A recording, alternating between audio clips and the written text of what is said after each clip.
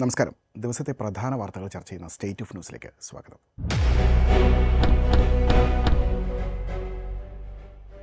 നവകേരള survey റദ്ദാക്കിയ ഹൈക്കോടതി വിധി സുപ്രീം കോടതി സ്റ്റേ ചെയ്തു. ഇതോടെ സർവേ നടപടികളുമായി സർക്കാരിന് മുന്നോട്ട് പോകാനാകും. കോടികൾ ചെലവഴിച്ചാണ് പദ്ധതികൾ നടപ്പാക്കുന്നത്. ഇത് സംബന്ധിച്ച് ജനങ്ങളുടെ അഭിപ്രായം ആരായുന്നതിൽ എന്താണ് കുഴപ്പമെന്ന് സുപ്രീം കോടതി ഹർജിക്കാരോട് ചോദിച്ചിരിക്കുകയാണ്. ചീഫ് ജസ്റ്റിസ് സൂര്യകാന്ത് അധ്യക്ഷനായ ബെഞ്ചാണ് കേസിൽ വിധി പ്രഖ്യാപിച്ചത്. CPM സംസ്ഥാന സെക്രട്ടറി സർവേയിൽ പങ്കാളിയായെന്ന പരാതിയിൽ കഴമ്പില്ലെന്നും കോടതി വ്യക്തമാക്കുന്നുണ്ട്. പൊതുഖജനാവിൽ നിന്ന് പണം ചെലവഴിച്ച് CPM പാർട്ടി ക്യാമ്പയിൻ നടത്തുന്നെന്ന് ആരോപിച്ച് KSU സംസ്ഥാന പ്രസിഡന്റ് അലോഷ്യസ് സേവറും ജനറൽ സെക്രട്ടറി മുബാസും കോടതിയെ സമീപിച്ചിരുന്നു. ഇതിന് പിന്നാലെയാണ് ഹൈക്കോടതി സർവേ റദ്ദാക്കിയത്. സർവേയുടെ ഫണ്ട് വിനിയോഗവുമായി ബന്ധപ്പെട്ട് പ്രതിപക്ഷ നേതാവും നേരത്തെ വിമർശനം ഉന്നയിച്ചിരുന്നു. സർക്കാരിൻ്റെ 10 വർഷത്തെ ഭരണങ്ങളെ സംബന്ധിച്ച് ജനങ്ങളുടെ അഭിപ്രായം അറിയാൻ വേണ്ടിയാണ് നവകേരള സർവേ നടത്താൻ തീരുമാനിച്ചത്. പാർട്ടി സംവിധാനങ്ങൾ ഉപയോഗിച്ച് ഇത് വേഗത്തിൽ പൂർത്തീകരിക്കാമെന്നായിരുന്നു സർക്കാരിൻ്റെ പ്രതീക്ഷ. 20 കോടിയോളം രൂപയാണ് ചെലവായി കണക്കാക്കിയത്. എന്നാൽ ഇത്രയും പണം ചെലവാക്കുന്നതിനെ ചോദ്യം ചെയ്തുകൊണ്ടാണ് ഹൈക്കോടതി നവകേരള സർവേ റദ്ദ് ചെയ്തത്. ഇതിനിടെ സർക്കാരിൻ്റെ ഭരണ നേട്ടങ്ങൾ മുഖ്യമന്ത്രി ജീവനക്കാരുടെ മൊബൈൽ നമ്പറുകളിൽ അയച്ചതിനെതിരെ ചൊവ്വാഴ്ച ഹൈക്കോടതിയിൽ നിന്ന് വീണ്ടും രൂക്ഷ വിമർശനമുണ്ടായിട്ടുണ്ട്. സ്വകാര്യതയിലേക്കുള്ള കടന്നുകയറ്റമാണിതെന്ന് കോടതി പറയുന്നു. മുഖ്യമന്ത്രിയുടെ ഓഫീസിന് എവിടെ നിന്നാണ് ഈ വിവരങ്ങൾ കിട്ടിയതെന്ന് കോടതി ചോദിക്കുന്നുണ്ട്. വീണ്ടും സന്ദേശങ്ങൾ അയക്കാൻ പാടില്ലെന്ന് കോടതി നിർദ്ദേശിച്ചിട്ടുമുണ്ട്. സർക്കാരിനോട് വിശദീകരണം ആവശ്യപ്പെട്ട് ചൊവ്വാഴ്ച നോട്ടീസ് അയച്ചിട്ടുണ്ട്. വെള്ളിയാഴ്ച ഹൈക്കോടതി കേസ് വീണ്ടും പരിഗണിക്കും. ഇനി ഇന്നത്തെ ദേശീയ വാർത്തയിലേക്ക്. ജുഡീഷ്യറിയിലെ അഴിമതിയെക്കുറിച്ച് പറയുന്ന പാഠഭാഗവുമായി NCERT പാഠപുസ്തകം.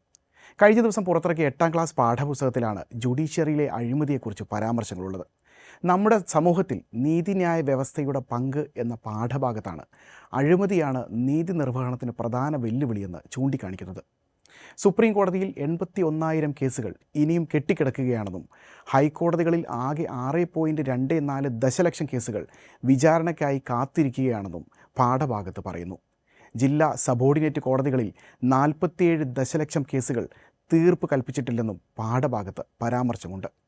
സങ്കീർണമായ നിയമ നടപടിക്രമങ്ങൾ, കോടതികളിലെ അടിസ്ഥാന സൗകര്യങ്ങളുടെ അപര്യാപ്തത എന്നിവയ്ക്കൊപ്പം ജഡ്ജിമാരുടെ കുറവും കാലതാമസത്തിന് കാരണമായി ചൂണ്ടിക്കാണിക്കപ്പെടുന്നുണ്ട്. ജഡ്ജിമാർ പ്രൊഫഷണൽ വ്യക്തിഗത പെരുമാറ്റച്ചട്ടം പാലിക്കണം. നീതിന്യായ സംവിധാനത്തിൽ തന്നെ ഇത് പരിശോധിക്കാൻ സംവിധാനങ്ങൾ രൂപീകരിക്കണം. വിഷയത്തിൽ centralised public grievance redressing and monitoring system വഴി പൗരന്മാർക്ക് പരാതി നൽകാനാവുമെന്നും പാഠത്തിൽ പറയുന്നുണ്ട്. 2017 2021 ജുഡീഷ്യറിയുമായി ബന്ധപ്പെട്ട് 1600-ലധികം പരാതികൾ പരാതി പരിഹാര സംവിധാനം വഴി ലഭിച്ചതായി പാഠപുസ്തകം പറയുന്നു. കോടതികളുടെ പ്രവർത്തനത്തെക്കുറിച്ചും സംവിധാനങ്ങളെക്കുറിച്ചും പരാമർശിക്കുന്നതിനോടൊപ്പമാണ് അഴിമതിയടക്കം വിഷയങ്ങൾ പാഠത്തിൽ ചർച്ച ചെയ്യുന്നത്. അഴിമതിയും ദുരാചാരവും പൊതുജന വിശ്വാസത്തെ ദോഷകരമായി ബാധിക്കുന്നുവെന്ന മുൻ ചീഫ് ജസ്റ്റിസ് BR ഗവായിയുടെ പരാമർശവും പാഠഭാഗത്ത് ഉദ്ധരിക്കുന്നുണ്ട്. നിയമനവും അധികാരവും അടക്കം വിഷയങ്ങളിൽ സർക്കാരും കോടതിയും തമ്മിൽ അഭിപ്രായ ഭിന്നത നിലനിൽക്കുകയാണ് പാഠപുസ്തകത്തിൽ ഈ വിഷയം പ്രത്യക്ഷപ്പെടുന്നത്. ഇനി ഇന്നത്തെ അന്താരാഷ്ട്ര വാർത്തയിലേക്ക്. പ്രസിഡന്റ് ഡൊണാൾഡ് ട്രംപിൻ്റെ നയങ്ങൾ US-നെ തെറ്റായ ദിശയിലേക്ക് നയിക്കുന്നുവെന്ന് ഭൂരിപക്ഷ അഭിപ്രായം. NPR PBS ന്യൂസ് മാരിസ്റ്റ് സർവേയിൽ രാജ്യത്തെ 55% മുതിർന്ന പൗരന്മാരും 2ാം ട്രംപ് ഭരണത്തിൽ രാജ്യം മോശമായ അവസ്ഥയിലേക്കാണ് നീങ്ങുന്നതെന്ന് പറയുന്നു.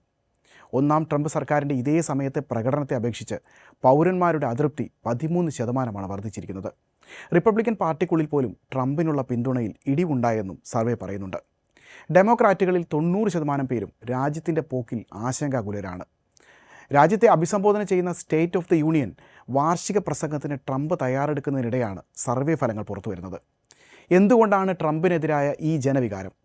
ട്രംപിൻ്റെ വിവാദപരമായ ആഗോള നയങ്ങളും ആഗോള താരിഫുകളും സാധാരണക്കാരുടെ ജീവിത ചെലവ് വർദ്ധിപ്പിച്ചതായി സർവേകൾ ചൂണ്ടിക്കാട്ടുന്നു. അടുത്തിടെ സുപ്രീം കോടതി ട്രംപിൻ്റെ ചില താരിഫ് തീരുമാനങ്ങൾ റദ്ദാക്കിയിരുന്നു.